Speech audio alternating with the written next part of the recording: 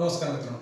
आता थोडंसं आपण पुढे जाऊ आणि या ठिकाणी ज्याप्रमाणे म्हटलं आहे की images formed by two mirrors which are kept with each others making a specific angle. एका विशिष्ट कोनातून जर दोन आरसे आपण जर एकमेकांच्या जवळ लावले आणि त्यांच्यामध्ये जर आपण वस्तू ठेवली तर त्याच्या किती प्रतिमा तयार होतील या प्रकारची गणितं आता आपल्याला या ठिकाणी करायचे. अशा प्रकारची ही गणितं कशी केली जातात, आरशांचे कोन कसे ठरवायचे, म्हणजे किती प्रतिमा मिळणार हे पाहूया यानंतरच्या भागामध्ये. तर मित्रांनो, माझ्याकडे जो ॲक्रिलिक मिरर होता त्या ॲक्रिलिक मिररचे मी दोन तुकडे अशा पद्धतीनं बनवलेले आहेत की यांच्या जोड जे आहेत हे या ठिकाणी सेलो टेपनी मी ते लावलेले आहेत. आणि आता या ठिकाणी जो आपला कोन मापक आहे या कोन मापकाचे झेरॉक्स कागदावर मी झेरॉक्स काढलेली आहे आणि याच्यावर 0 अंशाची जी रेषा आहे त्या 0 अंशाच्या रेषेला मी या दोन आरशांपैकी एका आरशाचा पृष्ठभाग लावणार आहे आणि त्या आरशाची सुरुवात ही आरंभबिंदूपाशी लावणार आहे. आणि दुसरा जो आरसा आहे हा दुसरा आरसा मी 120 अंशाच्या खुणेवर लावणार आहे.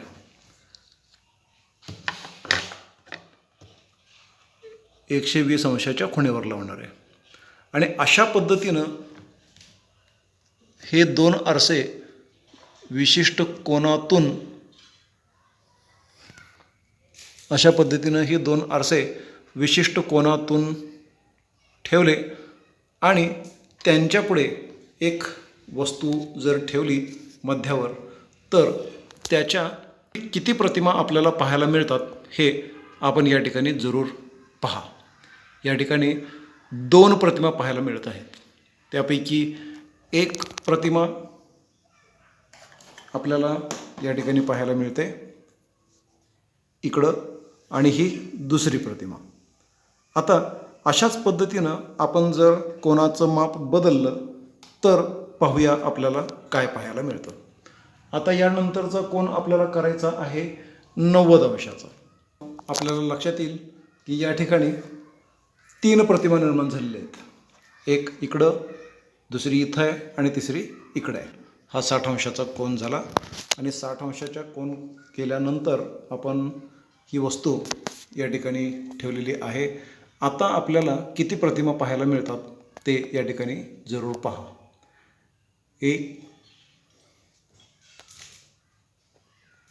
किती प्रतिमा पाहायला मिळतात त्याचं आपण जरूर निरीक्षण करावं.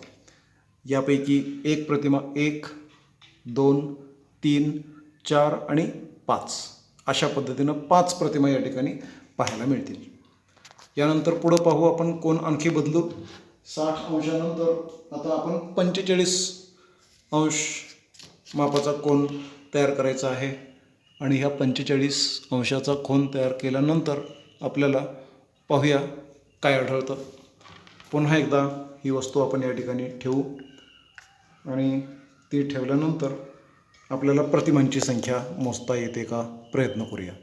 डावीकडं 3 दिसत आहेत आणि समोर या ठिकाणी आणखी एक दिसते. पहा इकडं. हां, तर मित्रांनो या ठिकाणी आपण जरूर पहा. इथं 1, 2 अजून जवळ जाऊ आपण. 1, 2, 3, 4, 5, 6 आणि 7 अशा पद्धतीनं या ठिकाणी 7 प्रतिमा तयार होतील. आणि अजून जर आपण कोन छोटा केला तर मग प्रतिमांची संख्या आपल्याला अजूनही जास्त पाहायला मिळू शकते. आता आपल्याला कोन करायचा आहे 30 अंशाचा आणि 30 अंशाचा कोन केल्यानंतर आपण प्रतिमांची संख्या पाहूया. या ठिकाणी काय घडतं. 30 अंशाचा कोन केल्यानंतर आपल्याला किती प्रतिमा पाहायला मिळतात पहा. 1, 2, 3, 4, 5, 6, 7, 8, 9, 10, 11 प्रतिमा पाहायला मिळतात. तर अशा पद्धतीनं या प्रतिमा आपण या ठिकाणी पाहू शकतो. तर मित्रांनो, आता आपण 2 आरसे जर एका विशिष्ट कोन करून एकमेकांच्या समोर ठेवले असतील आणि त्याच्या समोर जर एखादी वस्तू आपण ठेवली असेल तर त्या वस्तूच्या किती प्रतिमा या दोन आरशांमध्ये मिळून तयार होतात हे पाहण्यासाठी आपल्याकडं एक सूत्र आहे. म्हणजे how many images can be obtained when the object is put in fourth of the two mirrors with a specific angle. असा विशिष्ट कोनामधून जे ठेवलेले आरसे आहेत त्यांच्यातून आपल्याला या एकमेकांच्या मधून तयार होणाऱ्या ज्या प्रतिमा आहेत या एकूण प्रतिमांची संख्या कशी काढायची ते या सूत्रानं आपल्याला ठरवायचं आहे. मग आपण या ठिकाणी पाहू. पहिला कोन, पहिला अँगल आपण घेऊया 120. तर या ठिकाणी सूत्र असं आहे, एन म्हणजे number of images is equal to 360 degree divided by angle in degree -1. अशा पद्धतीनं आपण जर कोणाचं माप त्या ठिकाणी ठेवलं तर आपल्याला नंबर ऑफ इमेजेस काढता येतात. मग या ठिकाणी आपण पाहू, n is equal to 360 degree divided by 120 degree -1. तर मग याचं उत्तर असं येईल आपल्याला, हे 36 डिवायडेड बाय 12 म्हणजे 3 - 1 is equal to 2. That means when the two mirrors are kept in the angle 120 degree, then we can get two images of the object. Now the second is n is equal to 360 degree divided by 90 degree -1 is equal to 360 divided by 90 is equal to 4 minus 1 is equal to number of images is 3. Next is number of images is equal to 360 degree divided by angle that is of 60 degree minus 1 is equal to this 36 divided by 6 is equal to 6 minus 1 that is 5. Here the number of images will be 5. Now the next is n is equal to 360 degree divided by 45 degree minus 1 is equal to this division will be equal to 8 minus 1 is equal to 7. Then the next is number 5. N is equal to 360 degree divided by 30 degree minus 1 is equal to 360 divided by 30. That means 36 divided by 3. It will be equal to 12 minus 1 that is 11. Here 7 and 11. Thank you. नमस्कार मित्रांनो, आता आपल्यासमोर पुढील प्रश्न आहे, what will be the height of the mirror to view the image of any person. म्हणजे एखादी व्यक्ती संपूर्ण त्या आरशामध्ये दिसली पाहिजे, म्हणजे तिची प्रतिमा संपूर्णपणे दिसली पाहिजे. अशा पद्धतीचा आपल्याला आरसा घेत असताना त्या आरशाची उंची किती असली पाहिजे किंवा तिचा साईज कसा असला पाहिजे याच्याबद्दल आपण विचार करणार आहोत. आता या ठिकाणी आपण पाहूया की एखाद्या व्यक्तीचं हे हेड आहे, म्हणजे डोकं आहे, वरचा टोक आहे डोक्याचं, आणि हे एफ हे त्याचे पाय आहेत. Suppose H is the head, that means top point of the body, and F is the foot of the body. Then image of this H is produced at this point, that is H dash, and image of this F is produced at this point, that is F dash. Now here E is eye of that person, म्हणजे त्या व्यक्तीचा डोळा आहे. This eye sees the image of this foot, that is F dash, and also I views the H dash, that means image of the head, and entire this H dash F dash image can be visible through a distance of PQ. म्हणजे आपल्याला एखाद्या व्यक्ती जर आरशासमोर उभी राहिली तर त्या व्यक्तीचा जो डोळा आहे हा डोळा H ची प्रतिमा H डॅश आणि F ची प्रतिमा F डॅश पाहणार आहे. तर तो पाहण्यासाठी त्या आरशाची उंची किती असावी लागणार आहे? PQ इतकी असावी लागणार आहे. मग आता आपण यावर भौमितिक काही रचना अभ्यासणार आहोत. मित्रांनो पहा या ठिकाणी काय घडलेलं आहे. H ची प्रतिमा H डॅश, पण हे दिसलं कसं? How this is visible?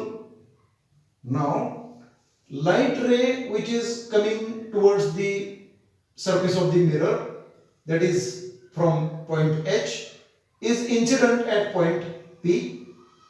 Then here a normal PR is drawn on the surface of the mirror, and at this normal a point of incidence is made by this light ray HP, and making an angle of reflection R, this light ray get reflected towards the eye. Therefore, actually this light ray appears to be coming from point H1. That means we can see the image of this H at H dash. Now, actually image of this F is produced behind the mirror as F dash. Actually light rays coming towards this point, that means at point Q. Here also there is a normal QS, and to that angle of incidence is made equal to angle of reflection.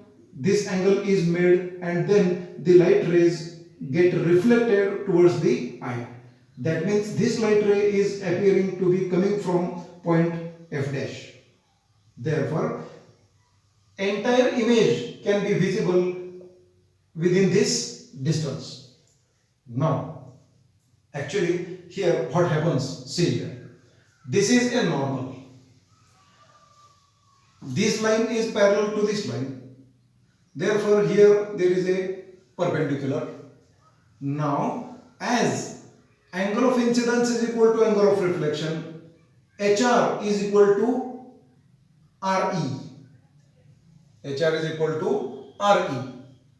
Then also here also angle I is equal to angle R, and this is the normal, that means it is perpendicular to the surface. Therefore now here also there is isosceles triangle. On the opposite sides of these angles the sides are also equal to each others. Therefore now we can see that PQ is equal to RS. But what is RS? RS is RE plus ES. RE plus ES. But actually we just have seen that RE is the half part of HE. RE is the half part of HE. Therefore we can write it like this: HE divided by 2. Again ES is equal to, this is the half part of EF. Therefore EF divided by 2. Now actually HE plus EF, HE plus EF means HF. That means the entire height of the object or the person, and here the 2 is in the denominator. That means actually PQ is equal to half of the height of a person.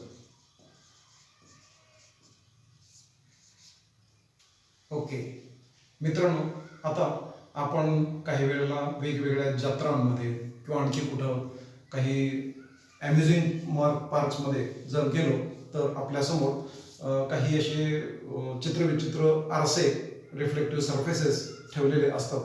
आणि या reflective surfaces समोर आपण जेव्हा जाऊन उभे राहतो तेव्हा आपल्या चित्रविचित्र प्रतिमा त्या ठिकाणी पाहायला मिळतात आणि ते पाहून आपण आपली स्वतःची करमणूक करून घेत असतो. अशा प्रकारच्या ह्या प्रतिमा कशा निर्माण होतात ते आज या ठिकाणी आपण पाहणार आहोत. या ठिकाणी पहा, हा प्लेन मिरर आहे, हा आरसा आहे आपला नेहमीचा. या आरशाला आता मी काय करतो, थोडंसं नीट लक्ष देऊन पाहिलं तर आपल्याला लक्षात येईल, मी मध्ये फुगीरपणा देतोय आणि इमेज काहीतरी आपल्याला वेगळ्या पद्धतीनं मिळते. त्यानंतर पुन्हा मी त्यातला अंतर्गत म्हणजे आत त्याला दाबलेलं आहे तर आपल्याला काही वेगळी प्रतिमा मिळते. पुन्हा आपण जर उभ्या पद्धतीनं त्याला मध्ये जर दाब दिला, मधला भाग फुगीर केला तर काही प्रतिमा दिसते आणि पुन्हा वेगळ्या पद्धतीनं त्याला कॉन्केव्ह सरफेस दिला तर आपल्याला काय होतं हे दिसेल.